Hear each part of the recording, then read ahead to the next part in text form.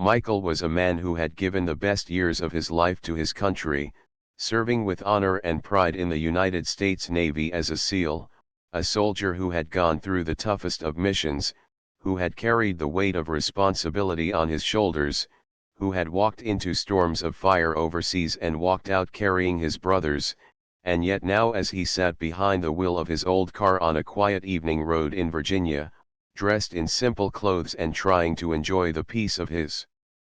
retirement, he felt a strange weight pressing on him, heavier than any weapon he had ever carried,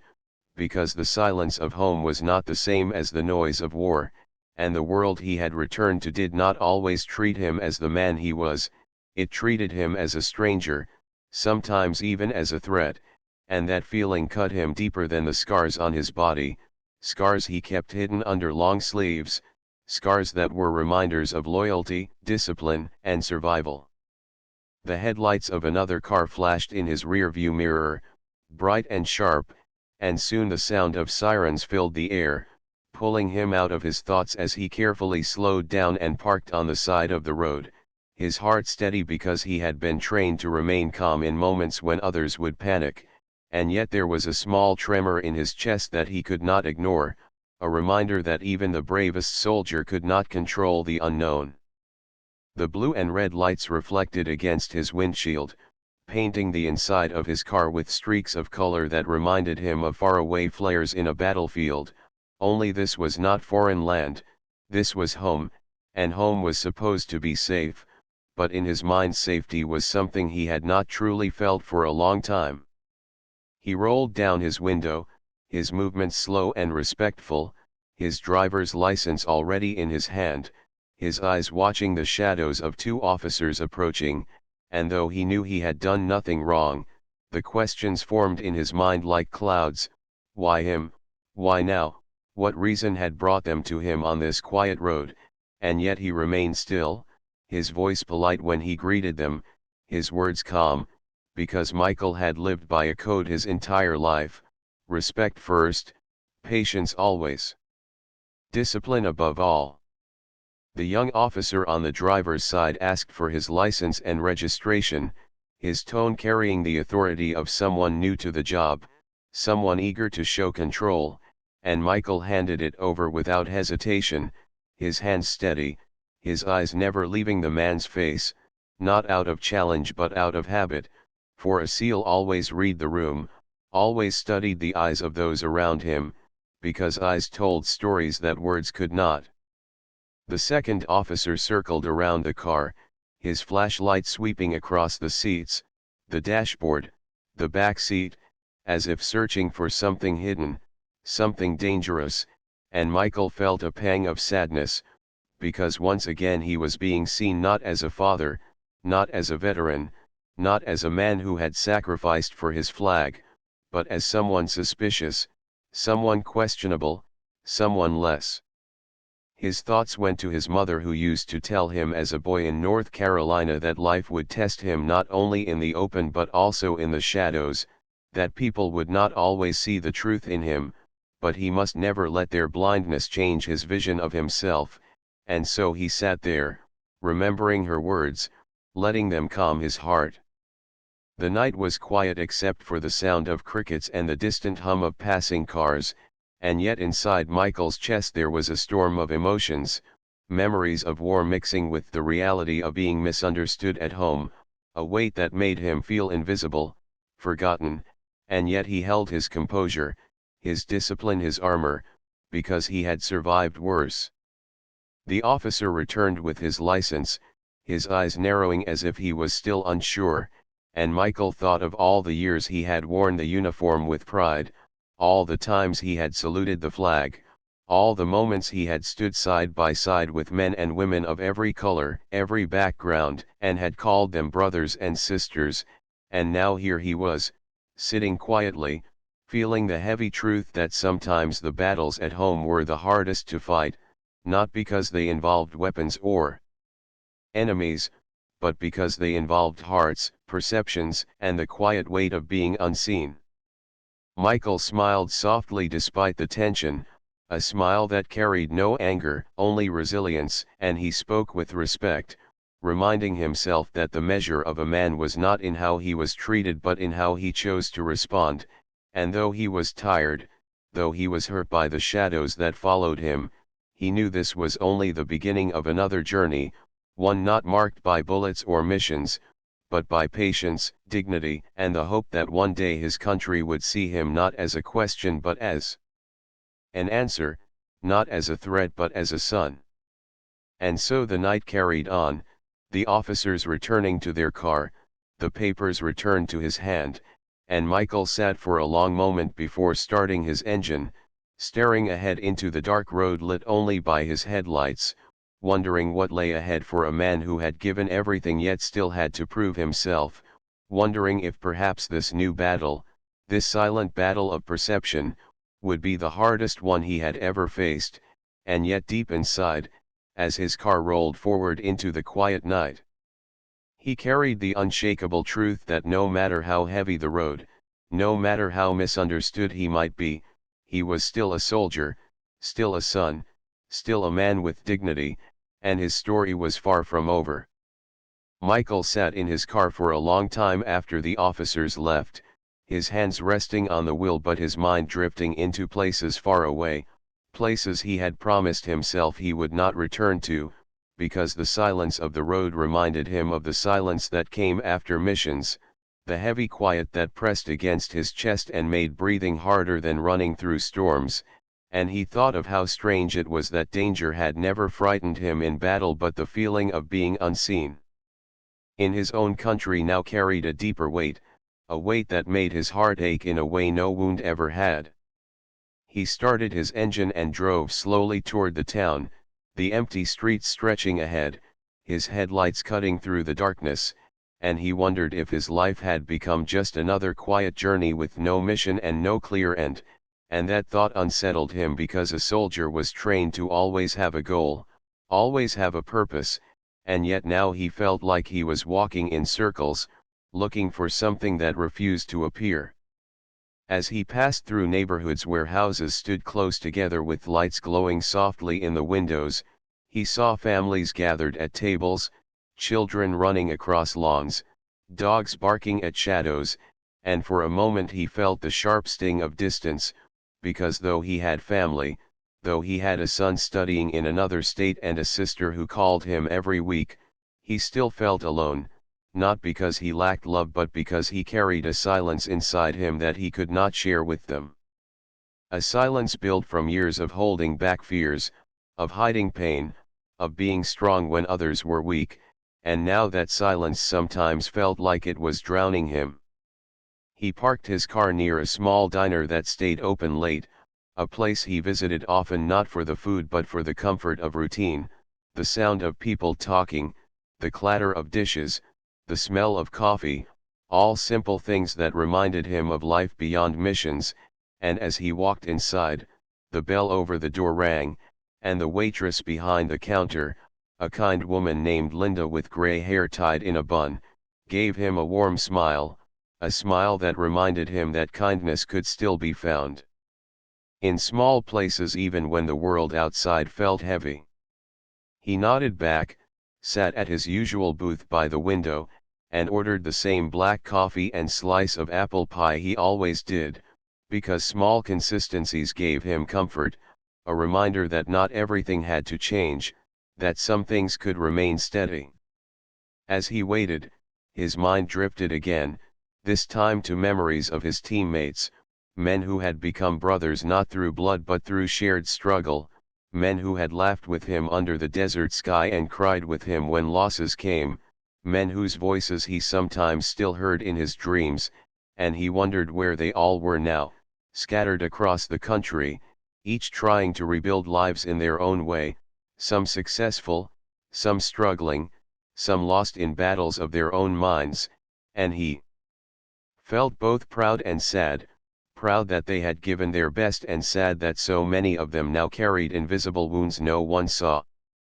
Linda placed the coffee and pie in front of him, her hand gentle, her voice soft as she asked how he was doing, and though his instinct was to say he was fine, he paused for a moment and simply said, "It's been a long day, because even the smallest truth was better than silence, and she nodded as if she understood more than he had spoken, walking away without pressing further, leaving him with his thoughts.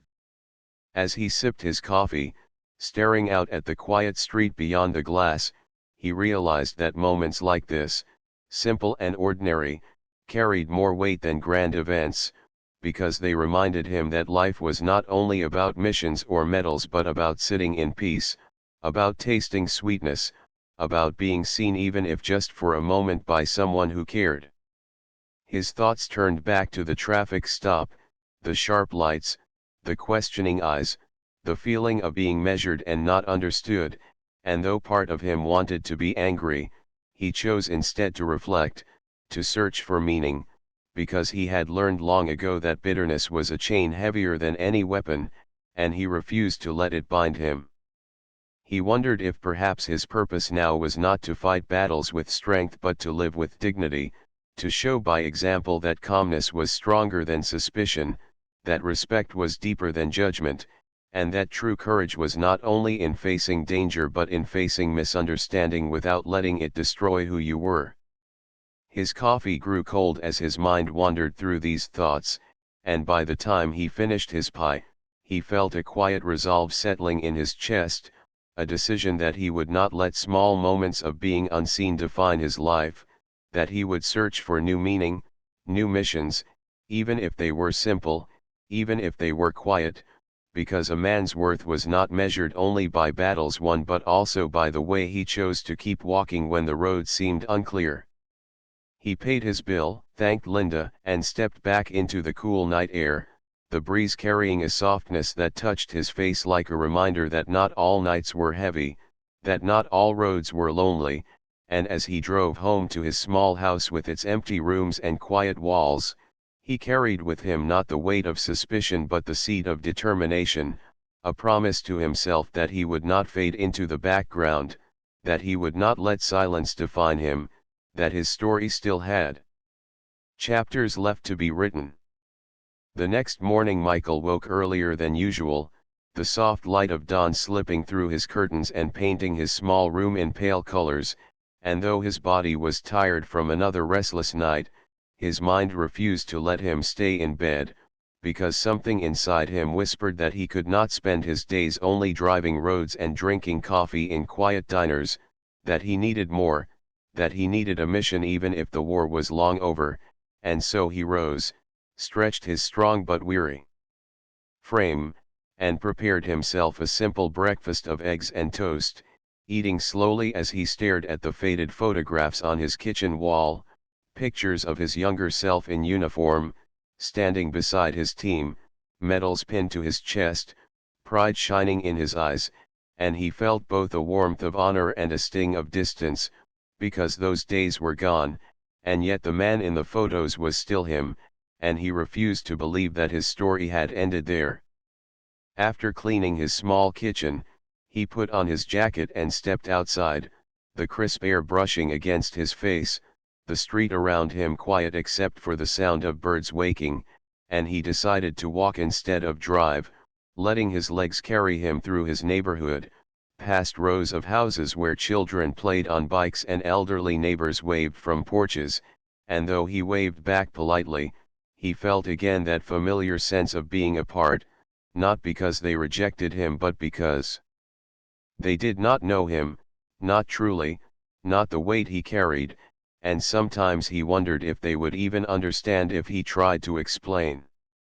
His walk carried him to the edge of town where a community center stood, its walls painted bright blue, its yard filled with the laughter of children, and he stopped for a moment, leaning against the fence, watching them play, feeling a strange pull in his chest, because the sight of their joy reminded him of the younger boys he had once mentored in training camps, teaching them discipline, teaching them courage, teaching them that life was not about fear but about standing tall even when the ground shook, and for the first time in a long while, Michael felt a spark of possibility, a whisper that maybe he could give again, maybe he could use his years of experience not to fight but to guide. He entered the building, the smell of paint and the sound of voices greeting him, and inside he found a few volunteers setting up chairs and sorting books, and though they looked surprised to see him, they welcomed him kindly, asking if he needed help, and he, with a small smile, asked instead if they needed help, his deep voice carrying both confidence and humility, and within moments he found himself lifting boxes, arranging tables, and sharing small words with people who knew nothing of his past but accepted his presence in the moment. The hours passed quickly, the weight in his chest easing as he worked, and by midday he found himself laughing softly with others, a sound he had not heard from his own mouth in a long time, a sound that reminded him that even broken men could find light when given a chance. Later, one of the organizers, a man named Robert, asked about him, curious about his quiet strength, and Michael hesitated but then shared small pieces of his story, not the battles or the pain, but the fact that he had served, that he had spent years away and was now looking for ways to give back, and Robert listened with respect, nodding slowly, and offered him a chance to help more often, to mentor some of the teenagers who came to the center after school, kids who needed guidance, kids who needed someone to believe in them, and at that moment Michael felt something shift inside, a small but powerful feeling that this might be the mission he had been waiting for. He walked home that evening with tired legs but a lighter heart, the sky above glowing with the colors of sunset, and as he stepped into his quiet house, he did not feel the same heavy silence as before, because now the silence was filled with thought, with purpose, with the memory of laughter and the hope of tomorrow, and he realized that maybe life after service was not about holding on to what was lost but about creating something new from what remained. Sitting by his window, he thought again of the traffic stop, of the suspicion he had faced, and instead of bitterness, he now felt determination, because he wanted the world to see him as more than a shadow, he wanted young people to see him as a guide, as proof that dignity and strength could survive even the hardest storms, and he whispered quietly to himself that this new mission was not about surviving but about giving, not about hiding scars but about turning them into lessons, and as the stars began to shine faintly above, he closed his eyes and allowed himself to rest, ready for the first time in years to meet the next day not with dread but with hope. Days turned into weeks and Michael began to find a rhythm in his new life, a rhythm that was not built on military drills or battlefield strategies but on the quiet and steady work of giving his time to the community center, where each afternoon he sat with children who looked at him with curious eyes, some shy and some bold, asking questions about life, about discipline, about how to be strong when things felt hard, and Michael, though careful with his words, spoke to them with honesty. Sharing not the darker parts of his past but the lessons he had carried, telling them that strength was not only in muscles but in patience, that courage was not only in fighting but in standing up for what was right, that respect was not something you demanded but something you earned by showing it first, and as he spoke, he could see in their faces the light of understanding, the same light he had once seen in young recruits when they realized they were capable of more than they believed. The center became his anchor, a place where the weight he carried grew lighter each day, because for the first time since his retirement he felt truly useful, not as a soldier but as a mentor, a guide, a steady presence for kids who needed someone to believe in them, and it was in these moments that he began to heal parts of himself he had thought would remain broken forever. The staff at the center welcomed him as family, often telling him how much calmer the teenagers had become since he started spending time with them, how much more focused they were, and though Michael brushed off their praise with his usual quiet humility, deep inside he felt a warmth he had not known in years, the warmth of belonging, the warmth of purpose. Yet at night, when the house grew still, the old doubts sometimes returned, creeping into his thoughts, reminding him of the traffic stop, reminding him of how quickly he had been judged, and he wondered if his work at the center was enough to change not just the lives of the children but the way the world saw men like him, men who had given everything and yet were sometimes treated like strangers in their own home. He wrestled with this thought often, but instead of letting it crush him, he used it as fuel, a reason to give more, to show through his actions that dignity was stronger than doubt, that love was greater than suspicion. One evening the center organized a small event, inviting parents and neighbors to see the progress of the children, to hear them speak, to watch them perform songs and recite poems, and Michael stood quietly at the back of the room, his broad frame almost hidden in the crowd, listening as one of the boys he had mentored stood on stage and spoke about the importance of believing in yourself, about how a man at the center had taught him that no matter how heavy life felt, you could always stand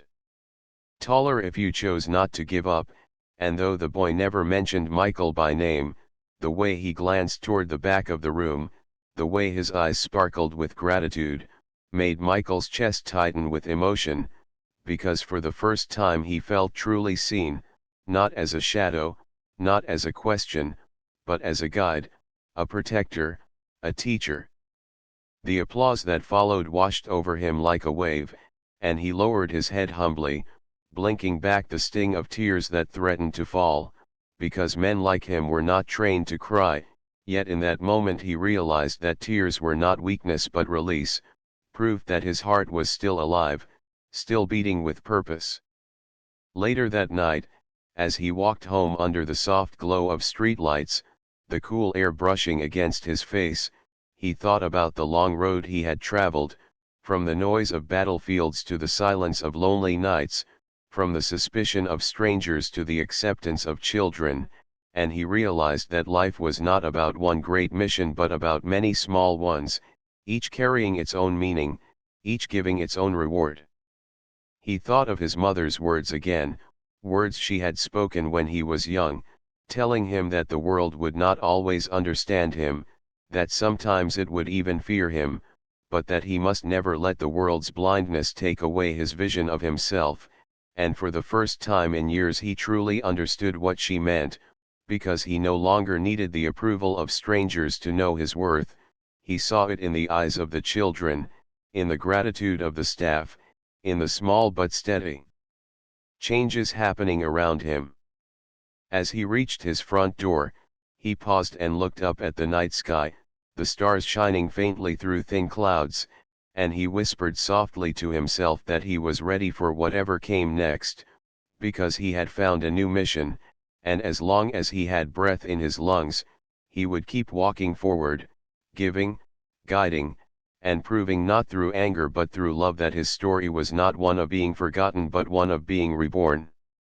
Weeks continued to pass and the quiet rhythm of Michael's life became steady, almost like a heartbeat, each day marked by his walks to the community center, his hours spent with children who looked at him not as a man who had been judged on a dark road but as someone who believed in them, someone who gave them strength when their own felt small, and in that simple routine he discovered a peace he had never expected to find, a peace not built on recognition or medals but on the soft truth that